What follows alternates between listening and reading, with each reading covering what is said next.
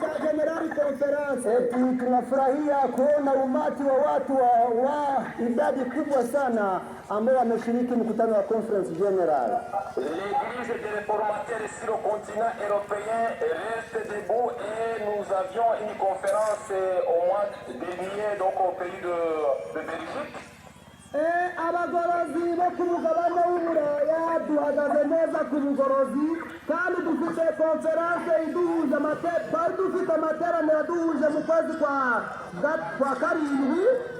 Watengenezaji wa bara la Ulaya wanasimama vizuri, pia walikuwa na mkutano unaowajumuisha huko Ubelgiji. Toutes les choses ça a été bien déroulé. Je pense qu'il y a eu ceux qui nous ont suivis sur les réseaux sociaux. Ibintu byose byagiye neza kandi turatekereza ko bari babikurikiranye ku ikoranabuhanga. Mambo yote yamepita vizuri na baadhi yetu wengi wamefuata kwenye mtandao. Parce que nous savons que le temps est compté, nous n'allons pas prendre trop de temps, donc nous vous remercions, nous vous encourageons à rester debout, surtout à se préparer car Jésus revient bientôt.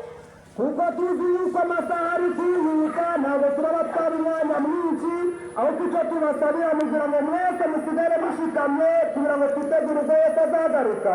Kwa kuwa muda unapiga mbio, tunawaomba imarikeni kwa kuwa Yesu yuwaja. Amina.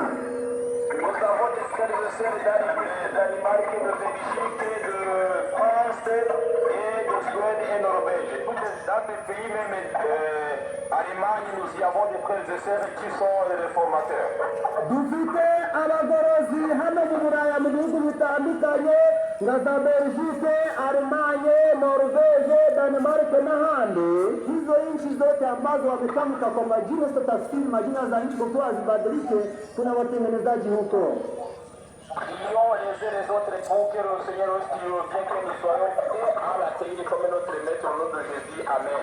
Dusengeranire twese kugira ngo Yesu azagaruka twese tuzamusanganira mu izina rya Yesu. Amen.